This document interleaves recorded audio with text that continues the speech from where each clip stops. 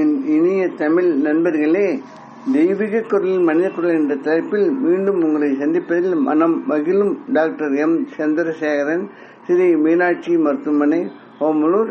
இப்பகுதியில் நாம் திருவள்ளுவர் எழுதிய குரல்களுக்குண்டான சிறுகதைகளை பார்த்து வருகிறோம். இக்கால மனித வாழ்வில் நடைபெறும் அன்றாட நிகழ்வுகளை இக்கதையின் பொருளாக கொடுத்துள்ளதால் திருவள்ளுவர் கருத்துக்கள் எக்காலம் பொருந்தும் என்பதை நாம் உணரலாம். குரலின் கதையும் இணைந்து ரசிக்க கேட்டுக்கொள்கிறேன். தற்போது அவர் எழுதிய கொல்லாமை அதிகாரத்தில் முதல் குரல். இது எண்ணிக்கைப்படி 321 குரல். குரல் என்னவென்றால், அறவினை யாதெனின் கொல்லாமை கோரல் பிறவினை எல்லாம் தரும். இதன் பொருள் என்னவென்றால், அறச்செயல் எது என்றால் பிற உயிர்களை கொல்லாமல் இருப்பதே. கொல்லுதல் என்பது அனைத்து பாவங்களையும் தரும். கதையை பார்ப்போம். பூபேஷ் மருத்துவமனையில் தலைமை மருத்துவரை பார்த்து தன் பெரிய தாத்தா சங்கரதாஸ் 97 வயதில் தொடையெலும்பு புற்றுநோயால் பாதிக்கப்பட்டவர் என்பதால் அவரையும் பார்த்து வந்தார். தாத்தா சங்கர்தாஸ் மகள் அமெரிக்கா வாசம். பூபேஷ் சங்கர்தாஸ் தாத்தாவின் தொழிற்சாலைகள், மால், கல்விக்கூடங்கள், விவசாயம் என அனைத்தையும் நிர்வகித்து வருகிறார். பூபேஷ் தந்தை ராமர் தன் 20 ஏக்கர் நிலத்தில் விவசாயத்தோடு செட்டில் ஆகிவிட்டார். தன் பெரிய தந்தை சங்கர்தாஸின் சூழல் அறிந்து பொறியியல் பட்டதாரியான தன் மகனை அங்கு உதவிக்கு அனுப்பிவிட்டார். புற்றுநோய் பாதிக்கப்பட்டிருந்தாலும் சங்கர்தாஸ் அசைவ பிரியர். அதற்கு குறைவில்லாமல் பூபேஷ் ஏற்பாடு செய்துள்ளார். மருத்துவமனையின் தலைமை மருத்துவர் பூபேஷுக்கு நெருங்கிய தோழர். பூபேஷ் எண்ணம் முழுவதும் பெரிய தாத்தா சங்கர்தாஸ் சொத்துதான். சங்கர்தாஸ் மகள் சுபாஷினி வீடியோ காலில் தந்தையிடம் பேசி நிலவரம் அறிந்து வந்தார். பூபேஷ் தந்தை ராமர், தாய் ஜானகி, சுபாஷினி யாரும் அசைவம் சாப்பிடாதவர்கள். பண்ணையில் உள்ள பசுமாடுகள், காவல் நாய்கள், வீட்டில் வளர்க்கும் பூனைகள் மீது பாசமும் பிரியமும் உடையவர்கள், வளர்ப்பவர்கள். பூபேஷ் அடிக்கடி வீட்டில் சாப்பிடாமல் அசைவம் தேடி விதவிதமான ரெஸ்டாரண்ட் போது பெற்றோருக்கு தெரிந்து அவர்கள் அறிவுரை சொன்னாலும் கேட்பதில்லை. அசைவம் சாப்பிடில் தவறில்லை, அதில் அளவு வேண்டும், அதில் தேர்வு வேண்டும் இன்னும் கூட சொல்லி பார்த்தார்கள். அதற்கு பூபேஷ் ஒத்துழைப்பு தரவில்லை. சமீப காலமாக பண்ணையில் மயில்கள் கூட்டம் அதிகம், பயிர்கள் சேதம் அதிகம். வனத்துறை மயில்களை அழிக்கக்கூடாது என சட்டம் சொன்னதால் அதுக்குள்ள நடவடிக்கைகள் எடுக்க போவதாக சொன்னதால் அது காலதாமதமானதால் பூபேஷ் ரகசியமாக 2 ஓநாய் வளர்க்க அவை மயில்களை துவம்சம் செய்தன. சங்கர்தாஸ் தொழிற்சாலையில் மிஷினில் உள்பாகம் ஒன்றில் மாற்ற வேண்டிய சூழல். குறிப்பிட்ட காலம் அது வேலை செய்துவிட்டால் அது மாற்ற வேண்டும் என்பது விதி.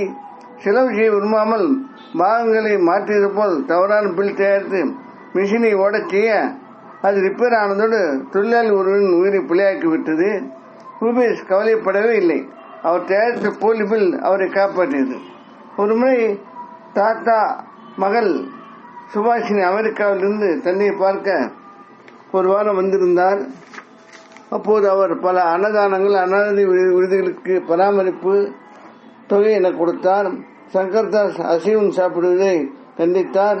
அளவோடு சாப்பிட வேண்டும், இல்லாவிட்டால் இந்த ஒரு மருத்துவ சூழலில் அதை தவிர்க்குவது கூட மருத்துவர் சொன்னால் ஏற்றுக்கொள்ள வேண்டும் என்று தந்தையிடம் கூறி பார்த்தார். ஆனால் சங்கர்தாஸ் அதை ஏற்றுக்கொள்ளவில்லை. சங்கர்தாஸ் மனதிலோ மகள் தன் அருகில் இருப்பதிலே தன் விருப்பப்படி வாழ விடுவதில்லை என்ற வருத்தம் உள்ளது. மகளுக்கு வாரிசு இல்லாத பச்சாதாபமும் சங்கர்தாஸ் உண்டு.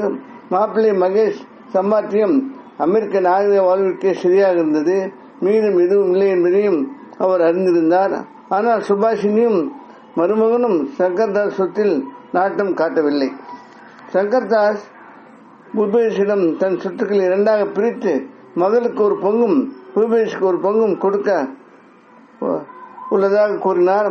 இவர் எப்போது இறப்பது, சொத்து எப்போ கைக்கு வருவது என எண்ணிய பூபேஷ் சங்கர்தாஸ் உயிரில் இருந்தும் தன் நண்பன் தலைமை மருத்துவரிடம் சொல்லி குணமாகாத நோய், வயது, உப்பு காரணம் காட்டி அவரை கருணை கொலை செய்ய சொன்னார். மருத்துவர் அதை மறுத்துவிட்டார். நம் நாட்டில் இன்னும் அதற்குண்டான சரியான சட்டத்திட்டங்கள் வரவில்லை. அது மாதிரி செய்வது தனது கடமை அல்ல என்று மருத்துவர் ஆணித்தரமாக மறுத்துவிட்டார். மனதில் கோபத்துடன் கார் ஓட்ட பூபேஷ் திருவனந்த குடிகாரன் மேல் கார் மோத அவன் ஸ்பாட் அவுட். வண்டி நிறுத்தாமல் பூபேஷ் தொடர்ந்து சென்றார். ஒரு இடத்தில் நேற்று பெய்த பெருமழையால் தண்ணீர் தேங்கி கார் டயர் மூழ்கும் அளவில் வண்டிகள் செல்ல பூபேஷும் அதில் சென்றார். தண்ணீரை விட்டு வெளியே வந்ததும் வேகமாக செல்ல பிரேக் பிடிக்கவில்லை. தண்ணீரில் மூழ்கிய டயர்கள் இந்த மாதிரி சிரமங்கள் தருவது யாரும் அறிந்த ஒன்று. விபத்து இறப்பு என்பதை பூபேஷ் சந்தித்தார். சுபாஷினி முழு சுற்றியும் அடைந்தார். இத்துடன் கதை முடிகிறது. அன்பு நண்பர்களே, உலக வாழ்க்கையில் மனிதர்களுக்கு மட்டும் ஒரு முக்கியத்துவம், மனிதர்கள் மட்டும் வாழ்வதற்கு என்று எதுவும் எப்பொழுதும் எங்கேயும் குறிப்பிடப்படவில்லை. உயிரினங்கள் யாருக்கும் வாழ்வதில் சம பங்கு உண்டு என்று அக்காலமும் சரி இக்காலமும் சரி அவனுக்கு சொல்வதுதான். இதற்காகவே வனத்துறையும் மற்ற ஏற்பாடுகளும் அரசு செய்துள்ளது. நன்றாக அறிவியல் மூலமாக சிந்தித்து பார்த்தாலும், அதாவது இந்த விலங்குகள், பறவைகள், மற்ற உயிரினங்கள் பூமியின் வாழ்முறையை சமப்படுத்தி வருவதாக நாம் கூறலாம். அதாவது சுற்றுச்சூழல் காப்பதில் எல்லா உயிர்களுக்கும் அதனது பங்குகள் உண்டு என்பது ஆராய்வு மூலமாக நாம் அறிந்துள்ளோம். அதே சமயம் அவசியம் இல்லாமல் உயிர்களை கொள்ளுதல் மிகப்பெரிய தவறு என்பது இப்பொழுதும் யாராலும் ஒத்துக்கொண்ட கருத்துதான். அக்காலத்தில் உயிர் கொலை என்பது ஒத்துக்கொள்ளாததாக இருந்தது. பல போர்கள் நடந்திருக்கலாம், பல மனிதர்கள் இருந்திருக்கலாம். ஆனால் உயிர்கொலை என்பது இந்த அளவுக்கு அந்த காலத்தில் இல்லை. ஆனால் தற்போதைய உணவு பழக்கங்கள், பூமியின் சூழ்நிலைகள், தேவைகள் பொறுத்து இவை உள்ளன. பல காரணங்களாக அவை நடந்து வருகின்றன. ஆனால் முக்கியமானது ஒன்று என்னவென்றால், அவசியம் இல்லாமல் உயிர்கொலை தேவையில்லை. அதை நாம் உணர்ந்து மற்ற உயிரினங்களுடன் வாழ்வதற்கு நாம் பழகிக் கொண்டால் அவைகளுக்கும் நன்மை, நமக்கும் அறிவியல் ரீதியாகவும் நன்மைகள் கிடைக்கும் என்பது யாவரும் அறிந்த ஒன்று. இதனை வள்ளுவர் அக்காலத்திலேயே கூறியுள்ளார்.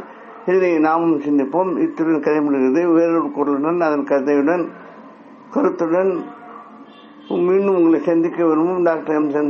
சந்திரன், ஸ்ரீ மீனாட்சி மருத்துவமனை, ஓமலூர். இப்பகுதியில் வரும் கதை, கருத்து, பொருள், படங்கள் யாவும் கற்பனையானவை. யாரையும் எதையும் எவ்வாறும் குறிப்பிடுவன அல்ல. அவை கதையை சொல்ல வந்தவை. இக்கதையில் பதிக்கப்பட்ட படங்கள் வலைதளத்தில் எடுக்கப்பட்டது. அவற்றை பதித்திருக்க எங்களது மனமார்ந்த நன்றி. இக்கதையை மற்றவர்களுக்கு அனுப்பி கிளிக்கை சேவை செய்ய கேட்டுக்கொள்கிறேன். மணக்கார் முருகனால் தமிழ் மேலும் வளர்ந்து மக்கள் வாழ்வு வளம் பெற, உயிரினங்கள் வாழ்வு வளம் பெற வேண்டி விடைபெறுகிறேன். வாழ்க தமிழ், வாழ்க திருவள்ளுவர், வாழ்க திருவள்ளுவர் எண்ணங்கள். வணக்கம்.